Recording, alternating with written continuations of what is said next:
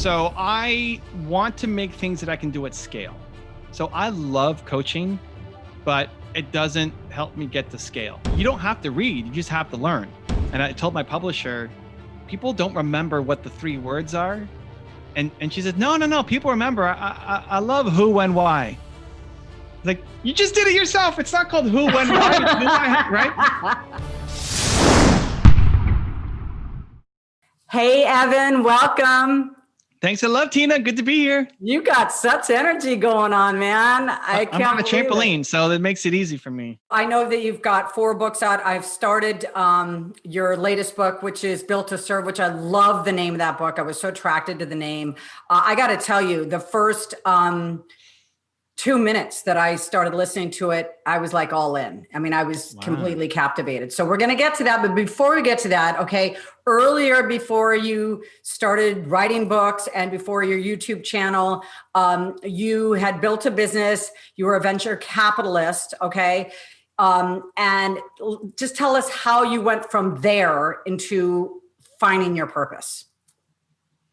So it took me a little bit to get there. I wish I had, a book like that to help me, or a show like yours to be able to listen to and figure stuff out.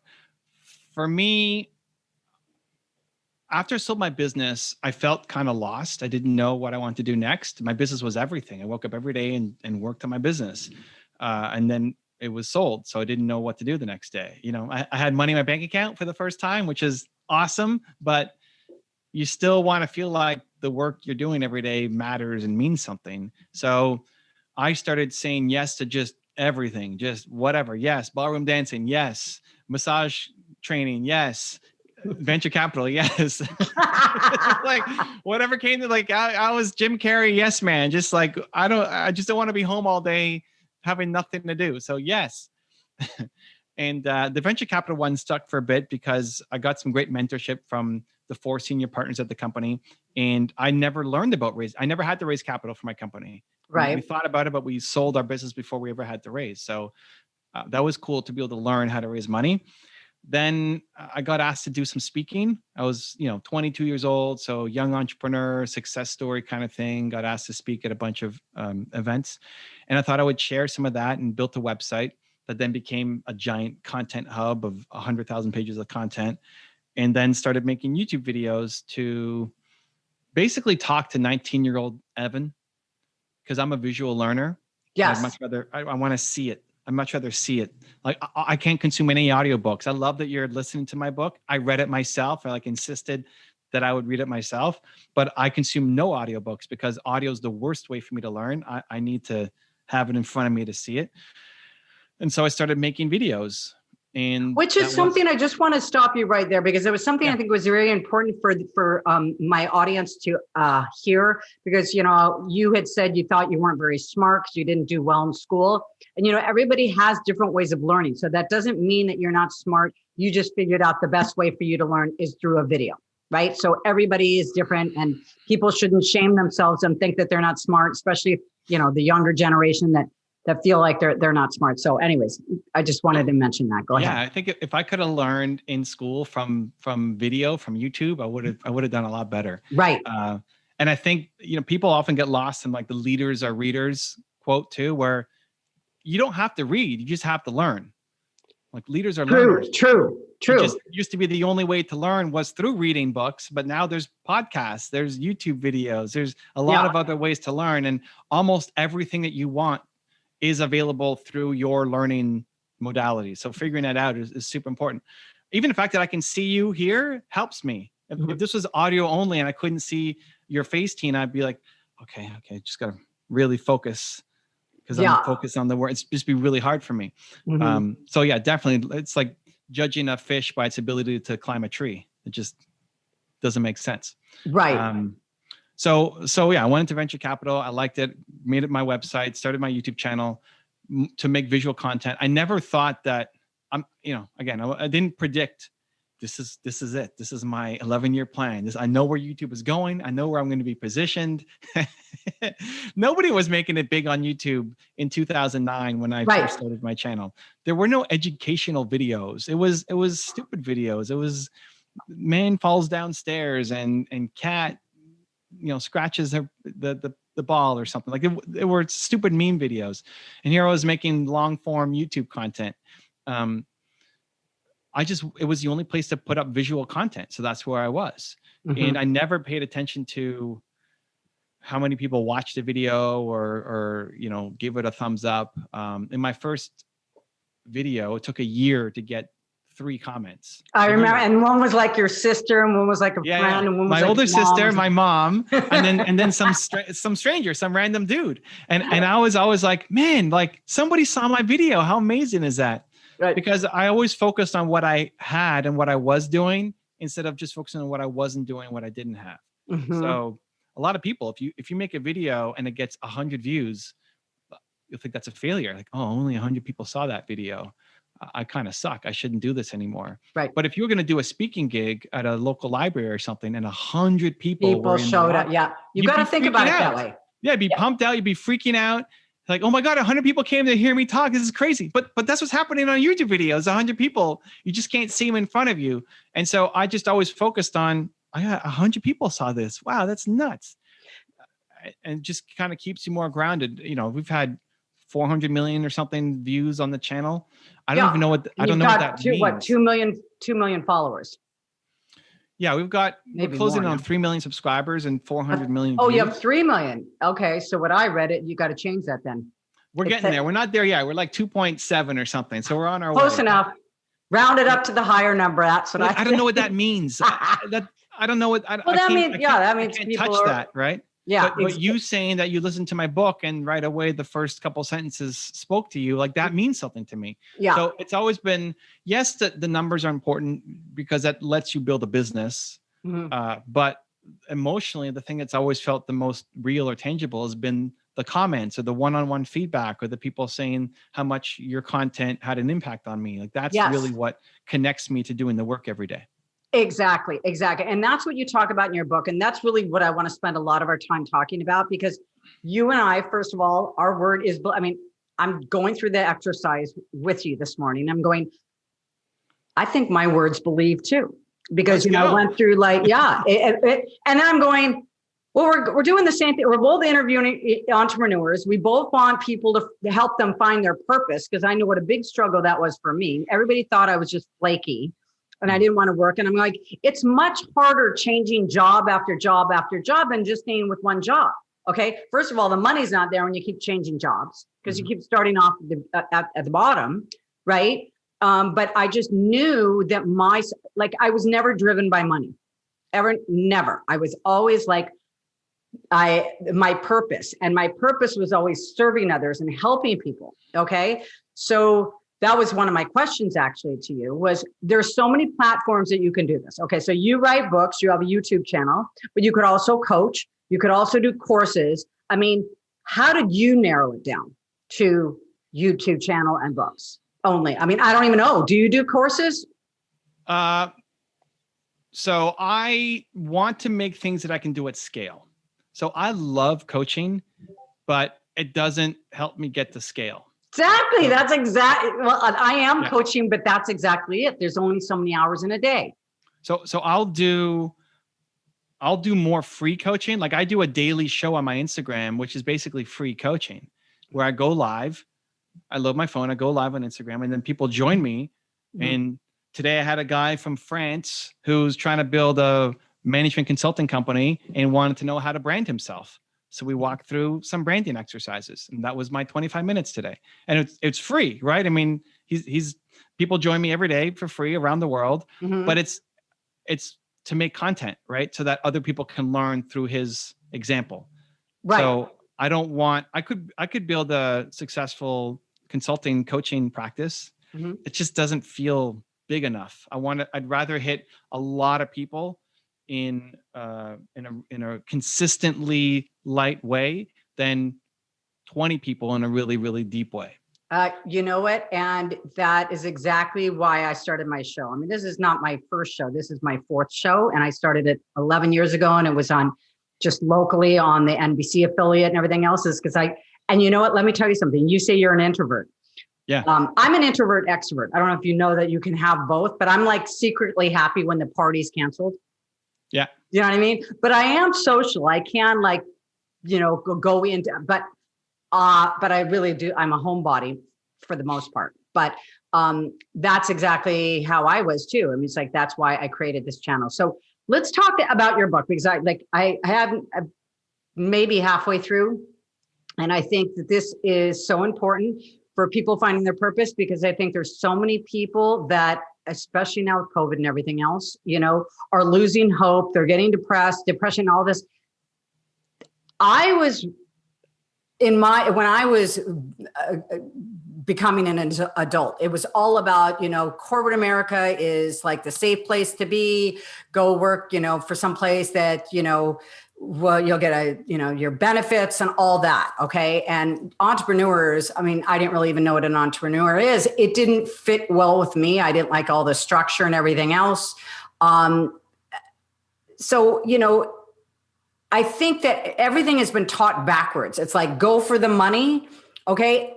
And I think it's backwards. I think you go for what you love and the money will follow. And then I even add on this. And even if it doesn't, you won't require as much because you'll be more full inside.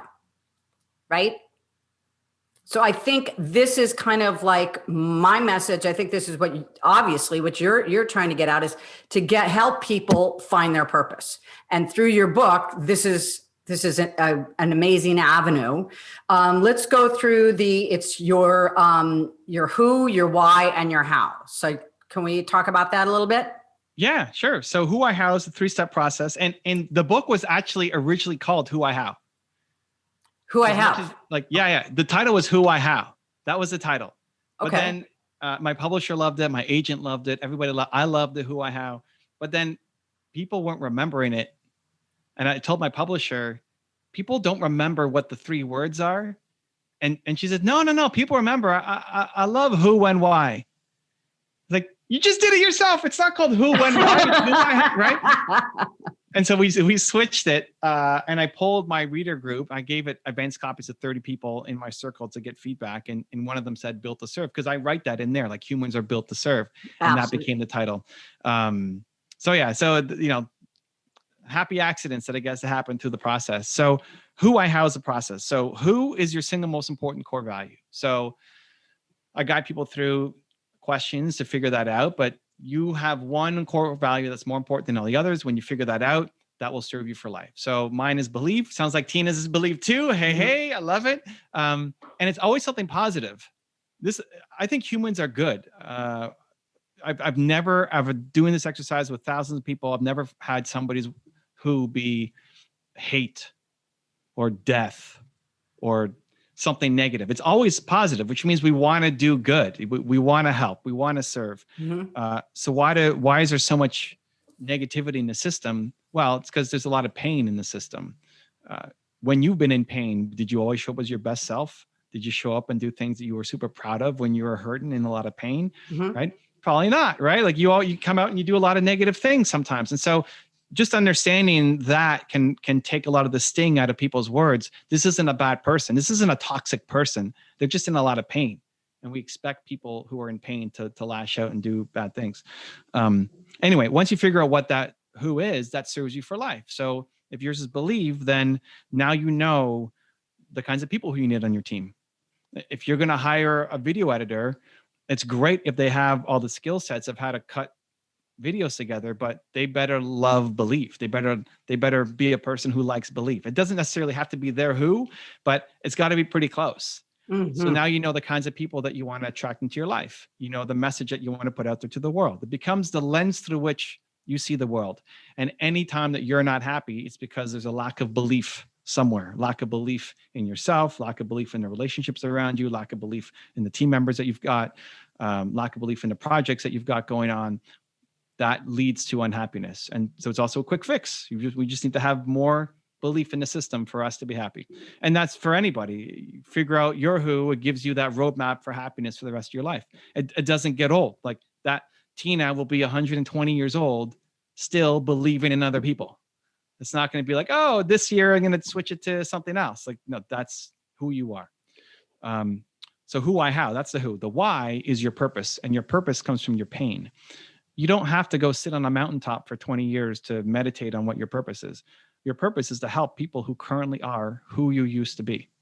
So whatever you came through, you struggled, you suffered to get here, and not physical pain like you broke your arm or something, like emotional pain. When did you feel just worthless as a human being? Go back to that moment and understand that there are millions of people right now who currently are that. Millions of people who currently are, in my case, 19-year-old Evan. In your case, whatever, year old Tina, maybe it was 19-year-old Tina too, trying to figure out where to go in life. There's millions of people who currently are right there. Like right now, they're facing the same problems. And you represent hope to them. Like you made it out. You forged your own path. You're an impossibility. Like 19-year-old Tina would look at this Tina and say that you're not going to do that. You're not going to be having this show. You're not going to be on NBC. You're not going to have a book. You're not going to do this stuff. And yet you did it. So you're an impossibility. So going back and helping 19-year-old Tina, you'll open up her eyes and make her realize that I don't have to end up here. I can end up in a different spot if I want to.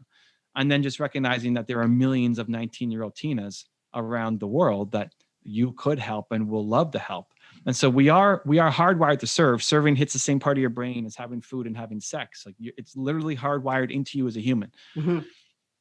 But who do you serve? Not everybody's equal. You could hold the door for somebody, at your condo or at a mall or something, and it'll make you feel good for the moment. But it's not the same as helping somebody who currently is who you used to be. And again, that will never get old. Tina, at 120 years old, if a young person comes in and says, I'm lost, I don't know what to do, Tina's eyes will light up again to go help this person believe that, like, let's go.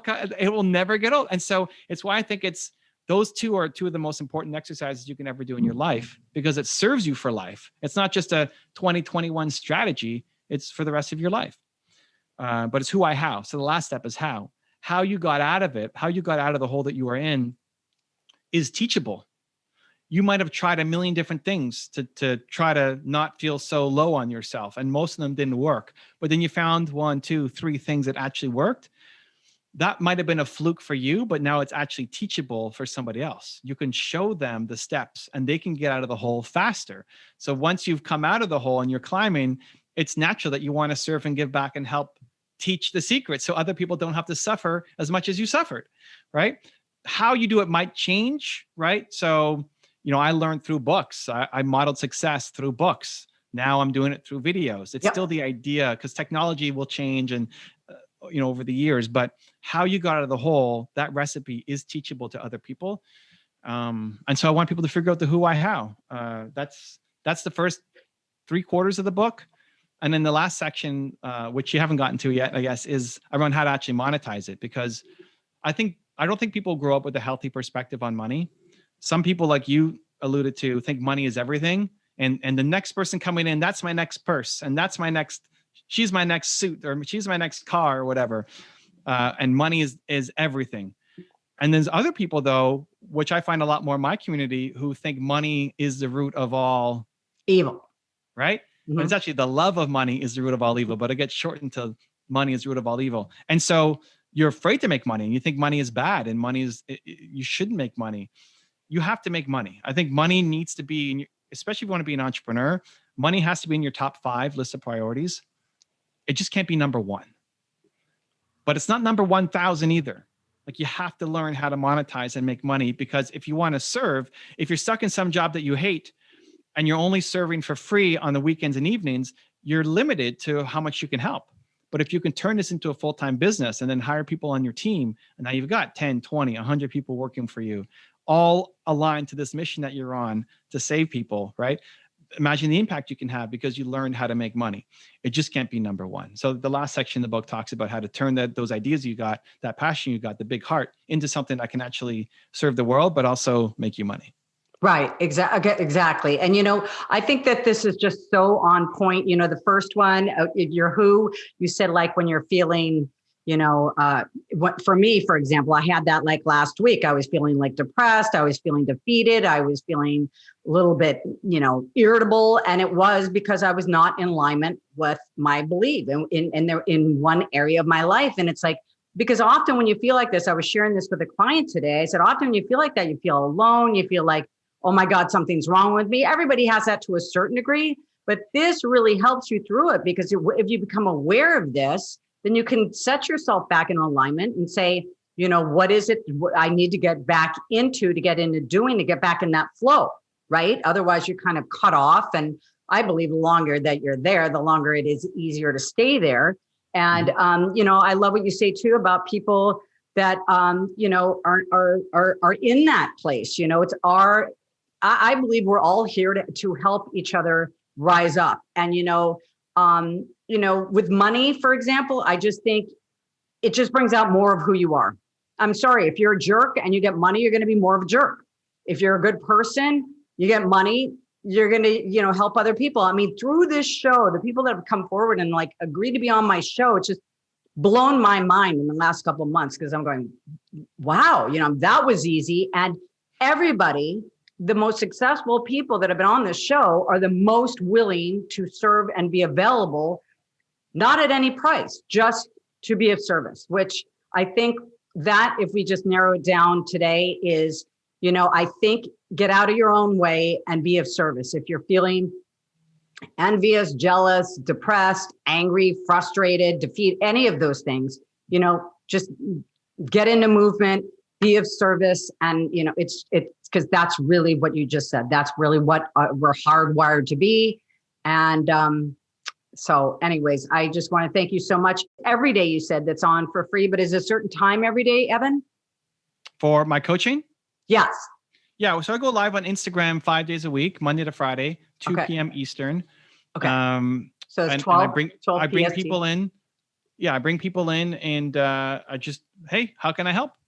Right on. And then we jam and hopefully, you know, if I don't pick you, at least you can watch. You better pick me if I can. Okay. If I see Tina in the chat. If you see me in the chat, I'm gonna start yelling at you if you don't pick me. I love it. All right. Well, Liz, it was such a pleasure having you on, and I would love to have you on again when you have some more time, and to get into this even deeper. Okay.